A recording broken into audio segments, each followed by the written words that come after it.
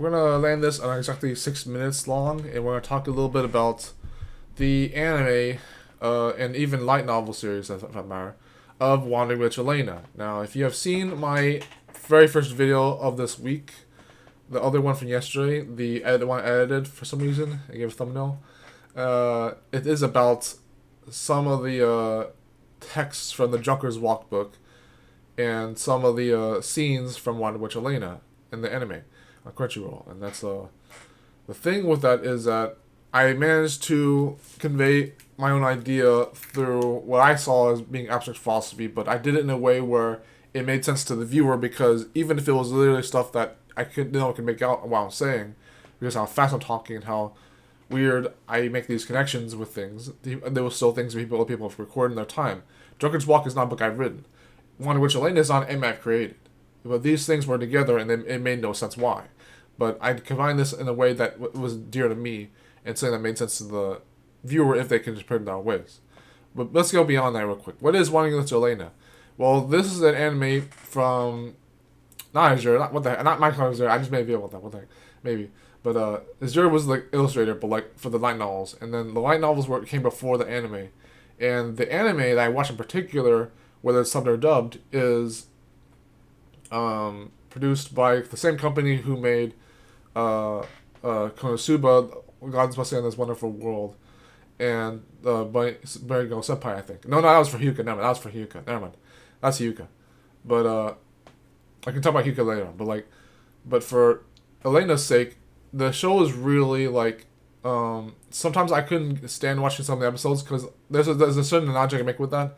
On Paper Mario Thousand Year Door, there was a level I wouldn't play after the next one. On Blitzville, I would stay there and find the champions because I wouldn't go to the Twilight Town. And that used to freak me out a lot. I was always not waiting for not go to that level. The same sort of thing with Wandering Witch Elaina. Like, there are some episodes I wouldn't watch ahead of time because I spoiled them for myself. And after I spoiled them a little bit, I had an impression of what it was like to watch the anime if I watched it for the first time. And I knew I was going to watch episodes that were poetically like a book of poems kind of style, going between short stories and short story, and being dark every once in a while. I wasn't scared of the darkness. I was scared of the fact that it was going to be gloomy in a way that would be unstylish for me.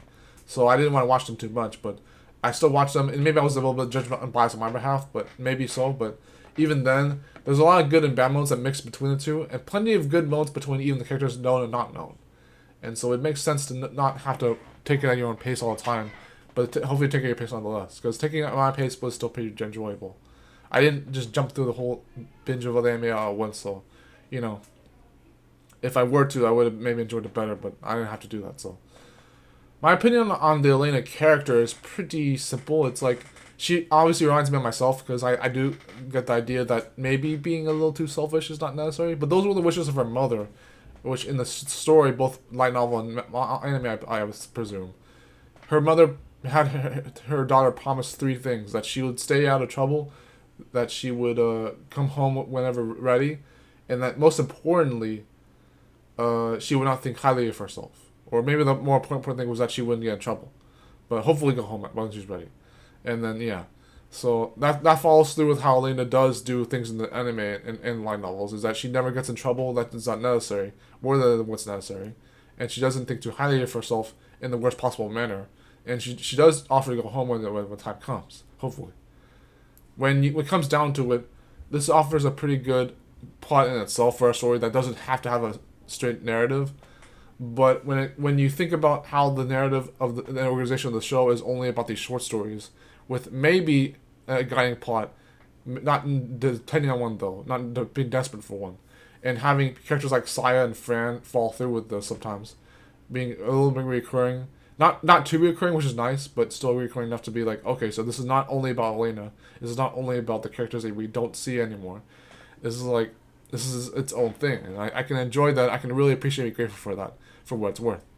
The magic that's represented in the show, the magical spells and adventures, they're really nice. It's like, it doesn't have to be like, oh, this is just one throwaway concept of the lore that I'm not going to be able to see in any anime or manga.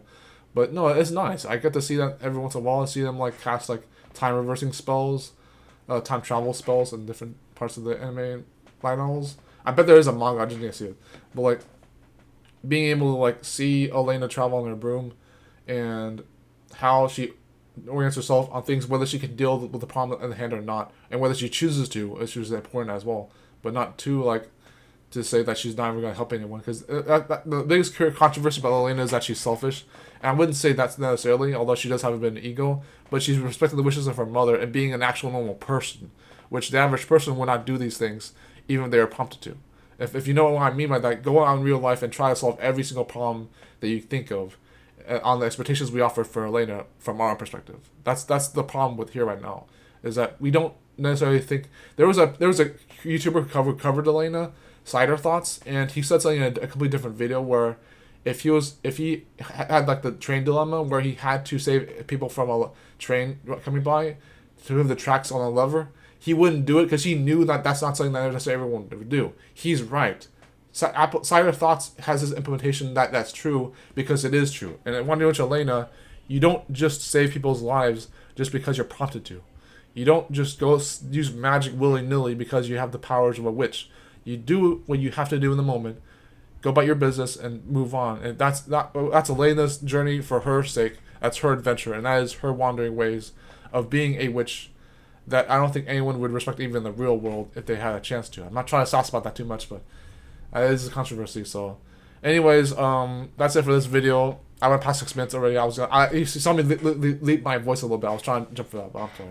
I end a lot of these videos on minute intervals without editing them, so it's showing you that I care about the time, as if I don't care. But if you like the video, drop a like, comment below, share it on social media. I have my socials on other videos. I have my other information as well, like my Ryries thing. If I had to mention, not an anime video, but yeah, there you go. Thank you guys. I'll see you in a few more videos if I do here.